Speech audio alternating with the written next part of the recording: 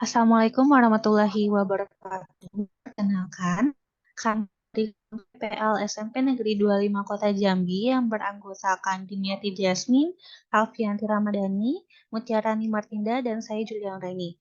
Pada kesempatan kali ini kami akan mempresentasikan mengenai hasil profiling, refleksi, serta strategi yang telah kami lakukan di sekolah.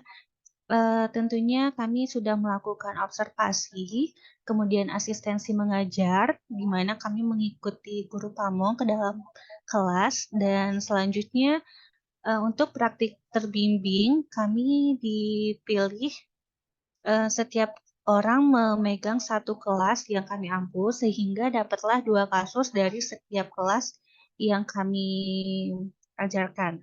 Baiklah, mengenai profiling yang pertama, akan disampaikan oleh Dimiati Jasmine. Kepada Dimiati Jasmine, kami persilahkan. Baik, terima kasih kepada moderator. Di sini saya akan merangkum secara ringkas terkait kesulitan belajar yang dialami oleh dua siswa yang bermasalah dimulai dari kelas 7C hingga 7F.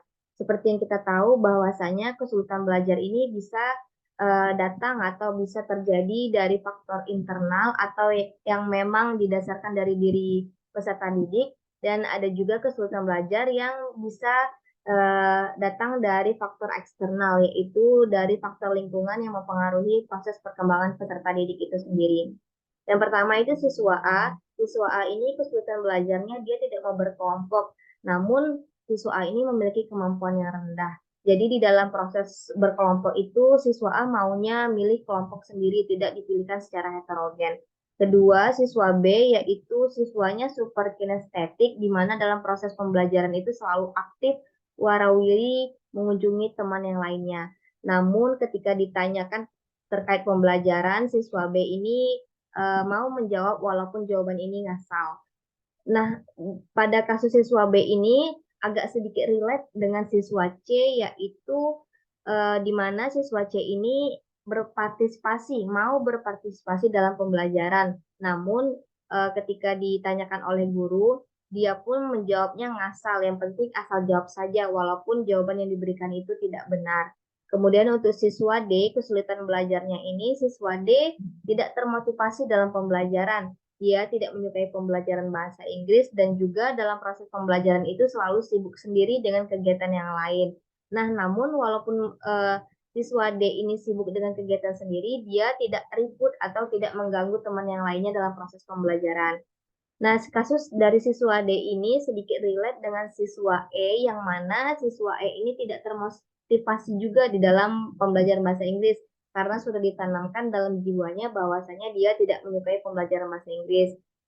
Setelah diamati, siswa A ini memiliki potensi, namun karena ketidaksukaan dia dalam pembelajaran bahasa Inggris, jadi dia tidak show off dirinya bahwasanya dia mampu. Maka dari itu dia menunjukkan respon respon tidak positif dalam proses pembelajaran. Kemudian untuk siswa F ini dia agak sedikit unik ya saya bilang, karena pada proses pembelajaran itu dia selalu mengantuk, tidak hanya dalam pembelajaran bahasa Inggris namun dalam proses pembelajaran yang lain juga. Nah, karena sifat dia yang mengantuk ini jadinya dalam proses pembelajaran dia selalu kurang fokus. Maka dari itu, guru harus menemukan strategi yang tepat untuk membuat si siswa F ini semangat dalam pembelajaran.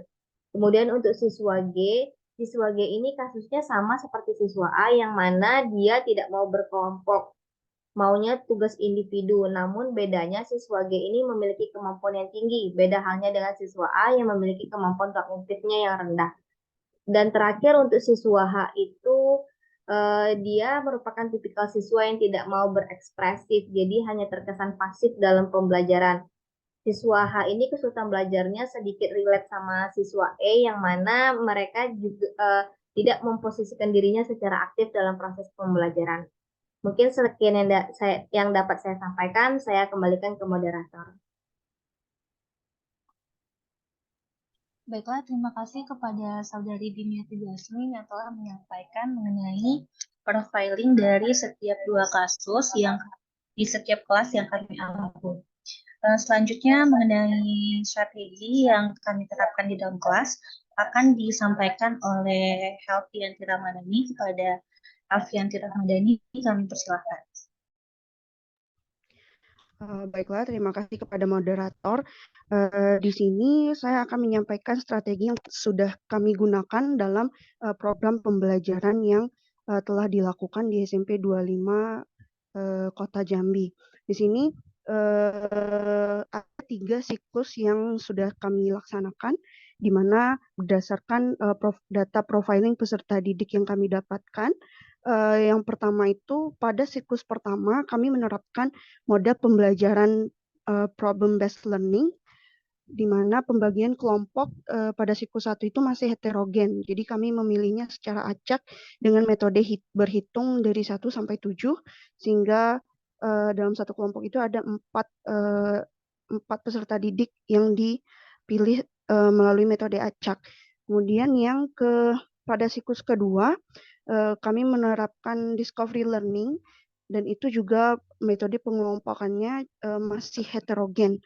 Kemudian pada siklus ketiga kami mencoba menerapkan pembelajaran berdiferensiasi, yang mana memang kami berharap dengan penerapan metode pembelajaran berdiferensiasi ini kami dapat mengatasi kesulitan belajar yang dialami peserta didik yang kami temukan itu.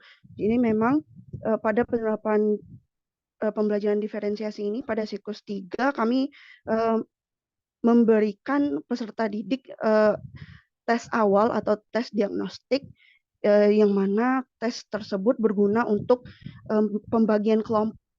Jadi ketika siklus 3 memang peserta didik dikelompokkan berdasarkan kemampuan mereka masing-masing. Jadi dalam satu kelompok itu mereka dikelompokkan dengan siswa yang berkemampuan sama. Nah, hal ini setelah dilakukan pembelajaran diferensiasi ini memang terlihat sedikit ke arah yang lebih baik peserta didik yang tadinya tidak aktif atau tidak mampu mengekspresikan diri dengan baik di dalam kelas. Kemudian di dalam siklus 3 itu kami juga menerapkan satu metode pembelajaran, yaitu project based learning, di mana ini kami khususkan untuk peserta didik yang memiliki kesulitan belajar yang tadi tidak bisa diam, seperti siswa B dan juga siswa yang lainnya. Jadi di sini fokus kami ketika menerapkan project based learning adalah untuk peserta didik yang memang kinestetik. Jadi ketika mereka disuruh membuat suatu proyek kemarin sudah dilaksanakan, memang mereka berperan aktif. Jadi mereka yang menyampaikan idenya, yang menentukan proyek apa yang ingin mereka buat. Dan kebetulan kemarin memang proyek yang kami fokuskan ke anak-anak adalah dengan kearifan lokal. Oke, sekian yang bisa saya sampaikan. Saya kembalikan ke moderator. Baiklah, terima kasih kepada Saudari Helvianti Ramadhani yang telah menyampaikan mengenai strategi dari kasus-kasus yang telah kami temukan di sekolah dan yang telah kita laksanakan. Selanjutnya mengenai refleksi, kemudian kesimpulan dari dua profiling dan strategi tersebut akan disampaikan oleh Mutiara Rani Marlinda. Kepada Mutiara Rani Marlinda, saya persilahkan. Baiklah, terima kasih kepada moderator. Nah, berdasarkan yang telah disampaikan dari kasus-kasus yang sudah dijelaskan dan strategi pembelajaran yang sudah diterapkan, ternyata proses pembelajaran itu berjalan dengan baik dan maksimal pada siklus 3. Di sini kami menerapkan pembelajaran berdiferensiasi sehingga anak yang kurang motivasi lebih tumbuh motivasinya untuk belajar. Di sini kami sudah menerapkan asesmen diagnostik. Jadi peserta didik itu dikelompokkan berdasarkan kemampuan kognitif mereka. Jadi mau tidak mau peserta didik itu ikut terlibat aktif dalam berpartisipasi untuk berkelompok. Dan juga kami menerapkan metode project based learning.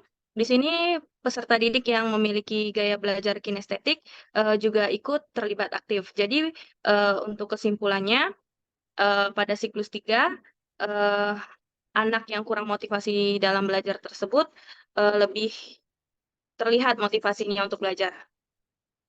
Terima kasih, itu kesimpulan dari saya. Saya kembalikan kepada moderator. Baiklah, terima kasih kepada Mutiarani Merlinda. Sekian presentasi dari kelompok kami. Tentunya setiap peserta didik itu memiliki minat, kemampuan, serta gaya belajar yang berbeda-beda, sehingga sebagai seorang pendidik, kita harus mampu mengenali peserta didik kita, buat profiling dari setiap peserta didik karena perbedaan tadi, kemudian melakukan pelaksanaan pembelajaran yang disesuaikan oleh karakteristik dari profiling yang sudah kita gunakan. Sekian dari kelompok. Assalamualaikum warahmatullahi wabarakatuh.